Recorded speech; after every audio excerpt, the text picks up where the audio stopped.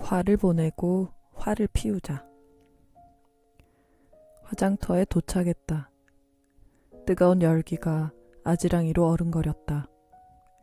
잠든 아버지는 그 불빛 속으로 영원히 들어가셨다. 화가 참 많으셨다.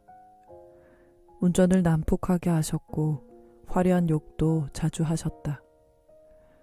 밤에 운전하며 지나가는 어느 날 사람들에 둘러싸여 욕을 먹고 있는 경비 아저씨를 보게 되었는데 무슨 이유로 욕을 먹고 있었는지는 모르지만 혼자서 난처해 보이는 경비 아저씨가 있었다. 아버지는 길가에 차를 멈춰 창문을 내리고 그동안 화려한 내공으로 쌓아올린 욕으로 경비 아저씨를 도와주려다가 반대편 분노 가득한 상대방이 던진 휴대폰에 맞을 뻔한 적도 있었다. 재빠르게 도망가던 아버지. 그때 생각하면 영화 한 장면에 같이 들어간 듯한 아찔한 추억으로 남는다. 어떤 날은 얼굴이 시퍼렇게 멍투성이가 보여서 어떻게 된 거냐고 따져서 물어봐도 아무 일도 없다고 말하시던 아버지였는데 어디서 사람들과 싸우다가 맞은 것이 분명했다. 아버지 혼자서 처리했던 폭행 피해자 소송 관련 서류를 발견했기 때문이다. 손이 불처럼 참 따스했다. 반면에 큰딸의 손은 얼음처럼 차가웠다. 항상 손을 잡아주실 때 손이 차가운 사람은 마음이 따뜻한 사람이라고 말하시면서 내 딸은 착하다고 늘 말씀해 주시곤 했다. 그래서 연애할 때마다 처음 잡는 손 온기로 그 사람의 마음을 혼자 장난처럼 가늠하곤 했다. 다시는 들을 수 없는 아버지의 욕소리. 어느 날은 딸에게 일부러 상처 준 소리를 전화 녹음했었는데 어디에 있는지 그 녹음 파일을 찾을 수 없다. 그리움이란 그 사람이 준 사랑뿐만 아니라 잔인하게 남겨둔 상처도 매우 그리운 것 같다. 사랑하는 그녀에게 버림받은 한 남자의 상처 응어리가 화라는 분노로 종종 불꽃처럼 터져나온다. 그 분노의 대상이 큰딸인 내가 자주 되곤 했다. 그 당시에는 억울했었다. 나 또한 같이 버림받았는데 나와 동생들을 버린 그 사람을 나와 닮았다는 말은 그 어떤 세상의 욕보다 너무 잔인하고 듣기 싫었다. 그러나 지금은 다행이라고 생각이 든다. 그 아픈 응어리를 가져가지 않고 아빠도 아프다고 나도 아프다고 표출했기에.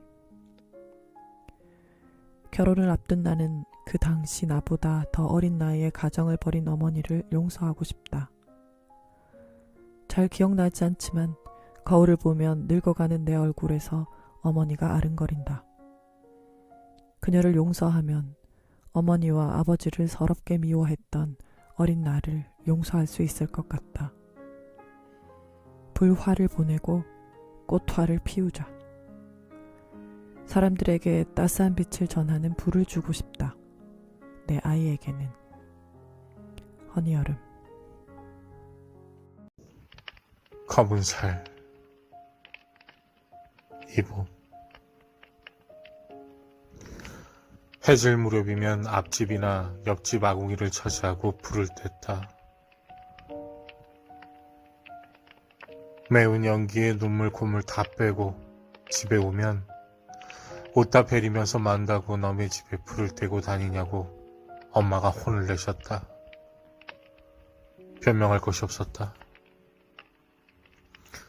불꽃이 활활 타오르면 타닥타닥 장작이 깨지는 소리에 취하고 수치 은은하게 피어올리는 아지랑이에 홀려 불 앞에서 시간 가는 줄 몰랐다. 맨날 아궁이를 지펴야 하는 애들은 불 떼기를 싫어했다. 나는 불 떼는 게 좋았다.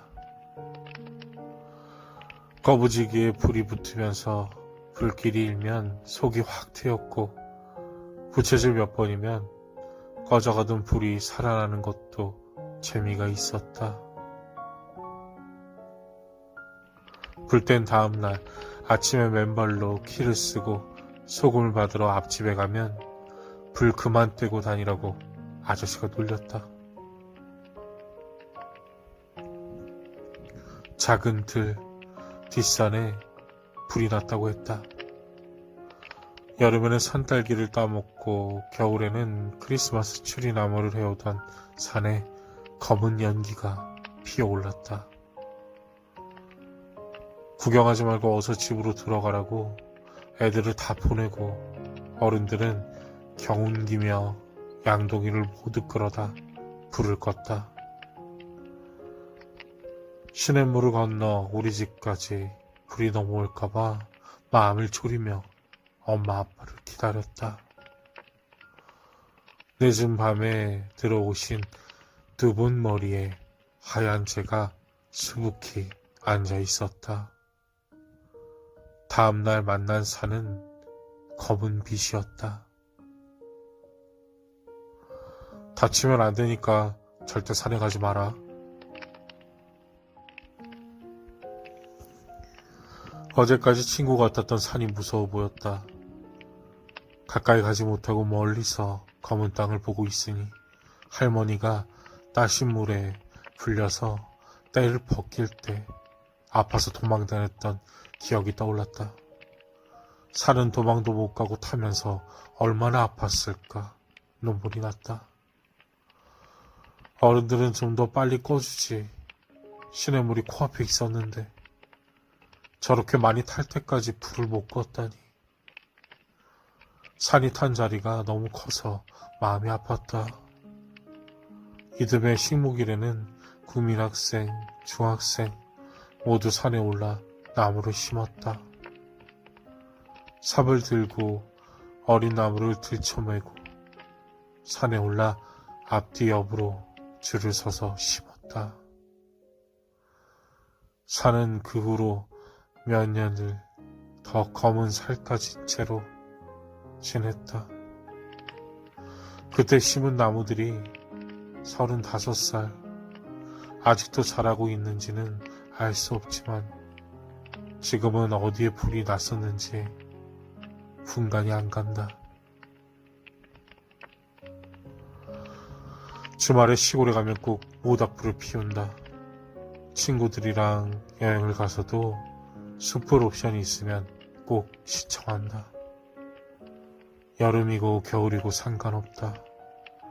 마른 장작이 곱게 재가 될 때까지 앞뒤로 뒤집어가며 노릇노릇 몸을 굽다 보면 긴장한 마음도 녹는다. 타닥타닥 장작이 일렁이는 눈으로 나를 바라보면 조용한 밤이 주위를 감싼다. 그 분위기가 좋다. 미동도 없이 불 앞에 앉아 하얀 숲을 기다린다. 15살 도망치지 못하고 한참을 울먹일 때 밤이 검게 타올랐다. 20살 술 없이는 넘기기 힘들었던 어두운 밤이 몇 년 동안 계속되었다. 30살 잠들지 못한 하얀 밤들이 계절마다 이어졌다. 아침이 되어도 밤이 끝나지 않았다. 일상은 흘러갔지만 계속 밤이었다. 검은 땅은 꽃이 떨어져도 덮이지 않고 장마가 한창이어도 씻겨 내려가지 않았다. 13년 전에 그 자리에는 나무를 심어도 된다고 누군가 알려주었다. 해마다 한 그루씩 나무를 심으라고 했다. 듬성듬성 키가 다른 나무들이 자란다. 검은 땅을 채우기에는 한참 부족하다.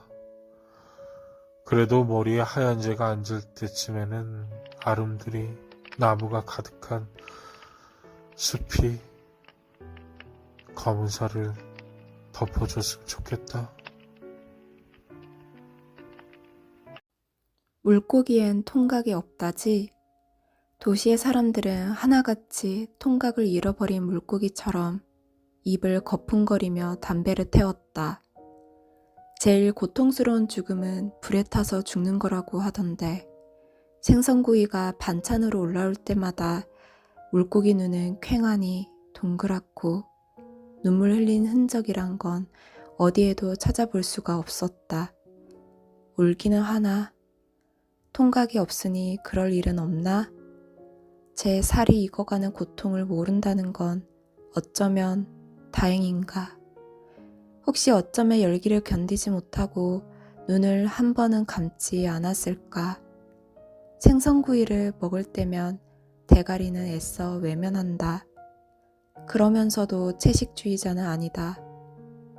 날 것을 먹는 게 야만스럽다는 말이 어울리는 시대는 불을 도구로 삼아 부릴 수 있게 되자 먼 과거가 이야기가 되었다.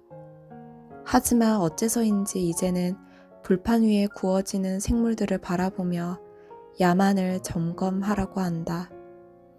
그녀는 채식주의자였다. 그녀의 말을 듣다 보면 어느새 난 범죄자였고 폭력적이었으며 많은 것을 누린 특권층이 되어 있었다. 난 너를 좋아하는데 먹고 죽을래도 없는 돈, 그놈의 돈 때문에 그저 가난뱅이인데 통각이 유독 발달한 탓에 섬세하게 아팠다던 그녀의 신음은 걷잡을 수 없이 커져버려 통제력을 상실한 산불처럼 무섭도록 처참했다. 태워야 할 것들로 보였을까? 그것이 다 타고 나면 넌 행복해지는 할까? 형석이와 나는 학교가 끝나면 라이터를 가지고 갈대 숲에서 불장난을 했다. 얼굴에 뻗치는 화기를 신기해하며 소소하게 조금씩 천천히 저질러 왔던 불장난이 더 이상 장난이 아니게 되었을 때 우린 도망쳤다. 멀리서 출동한 소방차를 보며 안심하며 각자의 집으로 헤어졌다. 그날 밤 이불에 틀어박혀 경찰이 날 잡아가면 어쩌나 안절부절 못하며 끝내 잠들지 못했다. 까맣게 재로 뒤덮인 갈대숲을 지날 때면 죄책감에 마주보지 못하고 뛰어다녔다. 범죄의 추억이 서려있는 그 장소에는 이제 청소년 보호센터가 들어섰다. 그게 너무 웃겼다. 그게 끝이었나? 우리의 불장난은?